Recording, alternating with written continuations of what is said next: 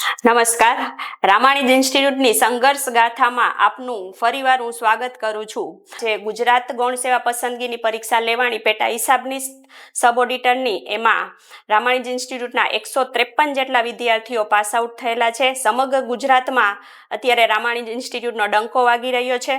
તો એવી જ રીતે સંઘર્ષ ગાથામાં આપણે મળીએ છીએ જસદણની દીકરી રાઠોડ મિત્તલને, કે જેઓ પહેલી જ ટ્રાય, પહેલો જ અટેમ્પ ગ્રેજ્યુએશન કરીને તરત જ એને વિચાર આવ્યો કે મારે સરકારી નોકરી કરવી છે, કે સાચું આણું આપણું સરકારી નોકરી જ છે, એવો વિચાર આવતા જ એને આપણી ઇન્સ્ટિટ્યૂટ સાથે ટચ થઈ અને આપણી જે ઓનલાઈન બેચ ચાલુ હતી સબ ઓડિટરની, એમાં એ જોઈન થયેલા હતા.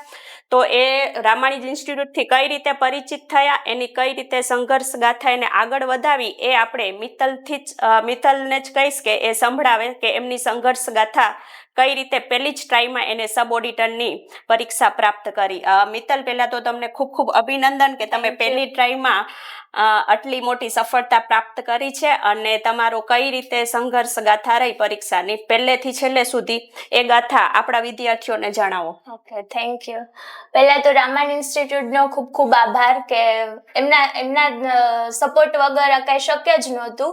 આપણે આ એક્ઝામની જ્યારે નોટિફિકેશન આવી પહેલાં જ મેં થોડી ઘણી જાતે ટ્રાય કરી હતી, પણ પછી કીધું કે ક્લાસીસ વગર અઘરું છે થોડુંક, એટલે પછી રામાણી ઇન્સ્ટિટ્યૂટનું રિઝલ્ટનું બધું મેં સાંભળેલું હતું કોમર્સ ફિલ્ડમાં કે બહુ સારું રિઝલ્ટ છે, એટલે પછી રામાણીમાં આપણે તમને કોલ કર્યો હતો અને પછી બધી ઇન્ફોર્મેશન લઈને તે દિવસે જ એડમિશન લઈ લીધું હતું અને ઓક્ટોબર 2023માં ક્લાસીસ ચાલુ થયા હતા. અને ત્યારથી એક જ મારું હતું કે સર કે ને એટલું જ કરવાનું, બીજું કંઈ વધારાનું આડાવડું નહીં કરવાનું. એટલે પ્રિલિમ્સ વખતેથી ને જ સરે જે કીધું ને એટલું કરતા ગયા, એટલે પ્રિલિમ્સ નીકળી ગઈ અને પ્રિલિમ્સ પછી આમ થોડોક ઉત્સાહ આવી ગયો કે પ્રિલિમ્સ નીકળી એટલે હવે મેન્સ તો નીકળી જ જશે એમ. આપણે વિચારીએ તો તમારી બેચ એડવાન્સમાં શરૂ કરેલી હતી ઓક્ટોબર 2023માં અને તમારી પરીક્ષા હજી 2024માં ફોર્મ ભરાવાના શરૂ થયા. તો એ વચ્ચે તમને કંટાળો આવતો કે પરીક્ષા નથી આવી તો તૈયારી નથી કરવી, એડવાન્સ બેચ ભલે લઈ લીધી છે, એવું કઈ નહોતું થતું? કારણ કે રામાણી સર કહેતા હતા આપણે બધાથી આગળ છે અને બધાને ખબર પડી કે એક્ઝામ આવી ત્યાં તો અમે કેટલો કોર્સ આપણે પૂરો થઈ ગયો હતો, એટલે એવું કઈ નહોતું થતું. અને ક્યારેક એવું થતું હતું કે બીક લાગતી હતી કે શું થશે, તો ત્યારે રામાણી સર સતત અને પાયલ મેડમને સતત મોટિવેશન રહેતું કે ના થઈ જશે. આ લેક્ચરમાં સરને જોઈને જ ઉત્સાહ આવી જાય કે ના હવે તો કરવું જ છે. એટલે ક્યારેય વચ્ચે ક્યારેય બીક લાગે તોય થઈ જતું હતું સરના સપોર્ટથી ને કઈ વાંધો નથી આવ્યો. પ્રિલિમ્સ માટે કઈ રીતે તમે તૈયારી કરી?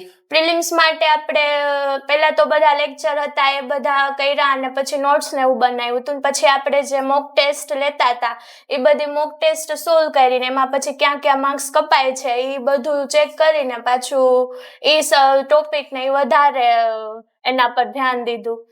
અને લાસ્ટમાં પ્રિલિમ્સ માટે સરે છે ને એક થિયરી કીધી હતી, ડોગ ને કેટ થિયરી, રોડ ક્રોસ કરવા વાળી.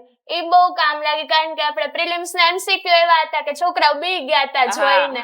એટલે એ સમયે છે ને સરનું મને મગજમાં હતું કે બીવાનું નથી, શાંતિથી અટેમ્પ કરવાનો છે.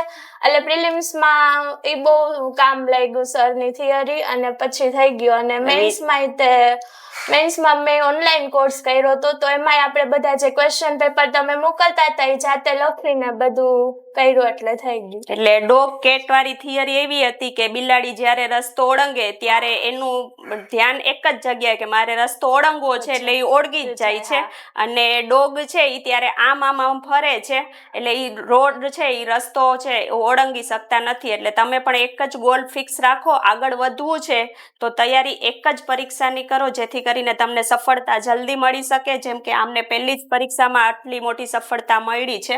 તમારું જ્યારે રિઝલ્ટ આવ્યું ત્યારે ઘરે કેવો માહોલ હતો? રિઝલ્ટ આવ્યું ત્યારે મમ્મી ઘરે હતા અને હું તો અમદાવાદ હતી, એટલે પપ્પા હતા ત્યાં. એટલે પેલા તો મેં જોયું ને મેં તમને મેસેજ કર્યો હતો કે આ ફાઇનલ છે કે નહીં, એટલે તમે કીધું ફાઇનલ આવશે, પણ કઈ શું કહેવાય કઈ જ ન શકાય. બહુ જ સારું, મતલબ સારો દિવસ હતો. અને પપ્પા હતા મારા ત્યાં, હું રોવા માંડી, પપ્પાએ રોવા માંડ્યા, ઘરે ફોન કર્યો તો મમ્મી રોવા માંડ્યા બહુ. અને પછી આ ફાઇનલ રિઝલ્ટ આવ્યું ને ત્યારે તો મમ્મીની તબિયત ખરાબ થઈ ગઈ હતી બીકમાં, પણ બહુ સારું. અને ગુરુ પૂર્ણિમા હતી હા. એટલે જીવનની સારામાં સારી ગુરુ પૂર્ણિમા ગઈ તે ભગવાન બહુ દિવસે. સારી દક્ષિણા હા. આપી. કે તમને આપણે કેવું? એને આપવી જોઈએ ગુરુ હા. દક્ષિણા. તો અમને એને આશીર્વાદ રૂપિયા નોકરી દીકરીનું પર. ભવિષ્ય ઉજ્જવળ કરી બનાવ્યું. હા, તમને કેવું લાગ્યું આંટી બહુ જ્યારે સારું. તમે એમને કીધું કે હું પાસ થઈ ગઈ છું બહુ ત્યારે? સારું લાગ્યું, બહુ સારું. હું તો રામાણી સરનો બહુ ખૂબ આભારી છે. મારી દીકરીને હું બહુ સરસ છે. રામાણી બાળકોનું ક્લાસીસ ભવિષ્ય, વગર છે હા. ને શક્ય જ નહોતું, વિચારી ન શકાય ક્લાસીસ વગર.